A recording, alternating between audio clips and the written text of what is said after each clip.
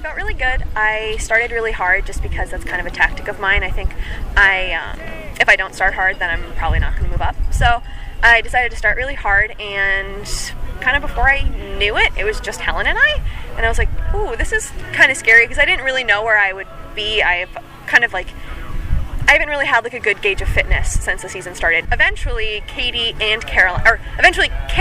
caught Helen and I, and then we moved through, and then Katie ended up bridging up to us as well. And yeah, so we just kind of like kept attacking, and I would attack a little bit and Caroline would attack a little bit, and eventually it came down to the last half of the last lap when I attacked going up that kind of gnarly sort of run up, and I ended up getting a small gap, like a handful of seconds, and I was kind of like, oh my gosh, I could win this race.